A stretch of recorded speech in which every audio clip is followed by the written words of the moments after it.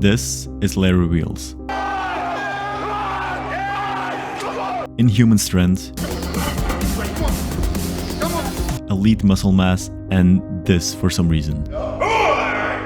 Larry would at 18 bench 535 pounds for 2, squat 675 pounds for 3, and at 19 deadlift 700 pounds for 3. There comes a question about how this is all possible. How is it possible for a human being to be that strong, this young? This is a picture of Larry Wheels at 17 years old. You wouldn't ever meet a teenager who's that big in your high school class and only see this online. But Larry is far from being the only. Eddie Hall, mostly famous for his deadlift world record,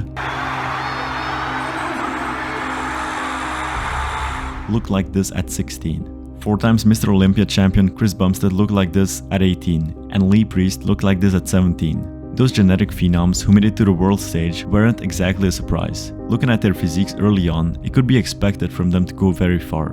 But this isn't always the case.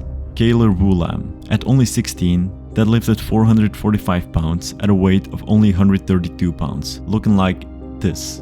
With no intention to body shame him, no one would expect a teenager of his size to deadlift such a phenomenal weight. If you had to compare Larry's size to his size despite having a similar deadlift at the same age, you wouldn't expect Kaylor to be as strong as Larry. And this is the power of genetics. More size doesn't necessarily mean a stronger body, even though there's a correlation between both. Kaylor probably beat all of his bigger classmates in a deadlift competition at 16. So how come someone like Kaylor was able to keep up with the genetic freak that is Larry, despite being much smaller? Well, this is the question I tried to answer. We've all seen them before. They barely start lifting and put on mass like nothing, while you began 3 years ago to end up looking worse than them after 6 months. Genetics don't merely play a role in the muscle building process, they actually play a pretty critical, pretty important role. Probably more of a role than most fitness coaches would ultimately want to admit. At 12, he wasn't even training and he's doing the bicep shot and he's got some jacked arms. No training whatsoever. He started doing a couple curls, maybe a 1 or 2 side laterals for a couple weeks, and boom! Muscles are growing. Genetics can be very frustrating, largely since you have zero control over them. Some start off stronger than others, some start off bigger. Some got lucky, others did not. Some of us are also naturally predisposed to building muscle at faster rates. It would be naive to assume that we're all born on a 100% equal playing field when it comes to building overall muscle size and strength. It's just not the case. The point is, we all have different genetics and there's many factors to determine if someone has good genetics or not. So, let's look at a couple of them. People either have fast twitch muscle fibers or slow twitch muscle fibers. Having more of the former allows someone to be generally better at strength and power training, while being better at putting on more muscle. Having more of the latter, on the other hand, is much less advantageous for putting on muscle, but much better for long distance training and endurance sports. If you have mostly fast twitch muscle fibers, you're much more likely to be able to add more muscle, versus slow twitch, you're more likely to be good at endurance events. It is said that as your absolute strength increases, your relative strength decreases. Absolute strength is the maximum amount of weight someone can lift, regardless of how much they weigh. Relative strength is the total amount of weight your body can lift relative to their body weight. This usually is calculated by taking someone's max divided by their body weight. Larry was able to deadlift 700 at 19, while being significantly bigger than Kaylor at 16, who deadlifted 445 pounds. Larry in this case has better absolute strength, but Kaylor has much more relative strength of 3.37 times his body weight, meaning that if Kaylor was able to put on Larry's mass, he would be significantly stronger than him, and this somewhat happened, because after years of training and more muscle build, Kaylor was able to deadlift 950 pounds, breaking the world record for his weight class. People with higher relative strength will generally be better at strength and power training, while people with less relative strength will be better suited for bodybuilding style training because of their higher volume tolerance. Muscle bellies too play a big role in your appearance. The most common example is looking at long bicep tendons versus short ones. You can see that the one on the left looks better and fuller than the one on the right. Another example is lat insertions. Again, the one on the left looks fuller and more impressive than the one on the right. Every muscle in the body is going to look different depending on how it's attached. So if you have great, full-looking muscle bellies, you are going to be able to look a lot better when you add muscle. Abs insertions have this too. Although there's a size difference, the left one looks significantly better than the right one, leading to my next point. Not only insertions play a role, but fat distribution too. Going back to the abs, the one on the left carries less body fat in its midsection than the right one. Here's an example of Brett Mossing. He is estimated to have 15% body fat in this picture, while still maintaining a full six-pack. The reason behind this is because he tends to carry more fat in his legs and back, leading to his visible six-pack even at a higher body fat percentage. Muscle moment arms also play a role in an individual's strength. Muscles are attached to bones with the help of tendons. The distance that exists between the place where the tendon attaches and the center of the joint is called the moment arm and works in a similar way as a wrench. The longer it is, the more force you're able to put out, just like you're able to put out more force with a longer moment arm. Yet, this isn't the biggest strength component.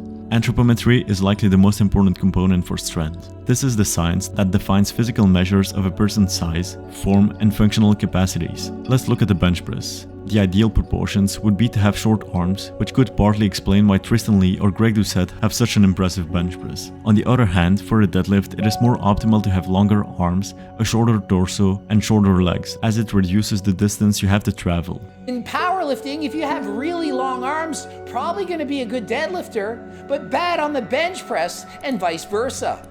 Also, if you have a short torso, short legs, probably be a lot better at deadlifting than if you're 6'10" and have a greater range of motion on the bench press, deadlift, or squat. In the case of bodybuilding, having larger clavicles and a smaller waist will make a significant difference. Having more narrow clavicles will look less impressive regardless of how much muscle you put on. If you have really wide clavicles and small hips, there's a greater chance you're going to be better at bodybuilding than if you have narrow shoulders and wide hips. You might be able to build just as much muscle, but it won't look as aesthetically pleasing. Your body reacts a certain way to training stimuli and PEDs. Some people tend to put on muscle very fast in the first years, which then slows down after, and others put on muscle more consistently over the years. Some seem to simply look at a weight and make more progress than someone else.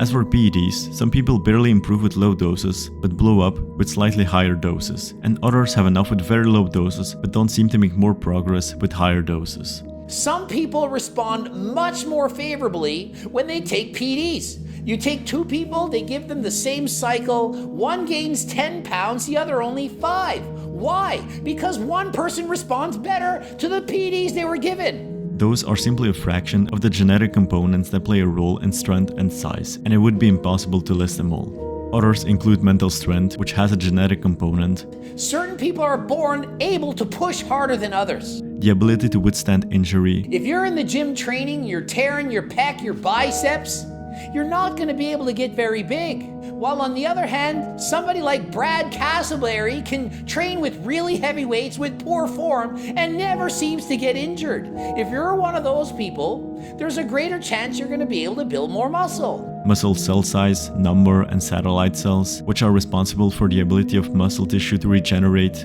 hormone levels, recovery speed, and body types. You could try to understand every single genetic component, but that wouldn't be a good idea.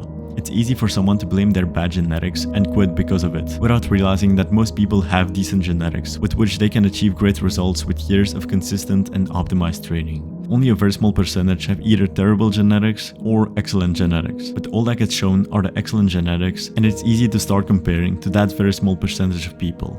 Looking at the distribution curve, most people find themselves here, in the average category. Yet, what you're shown are the people who always belong to this category, the elite. But regardless of how bad you consider your genetics to be, it's always possible to improve yourself and make your genetics appear better than they actually are.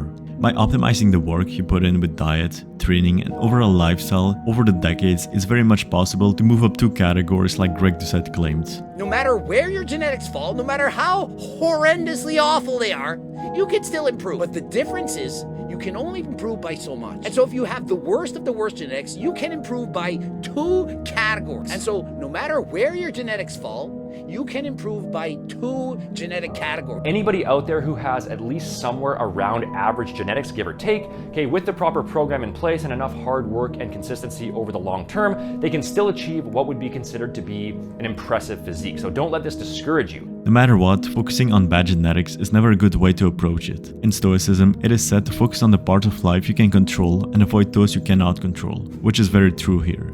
Focus on building good habits, eat well, train hard, and avoid obsessing over the quality of your genetics, since you have zero control over them.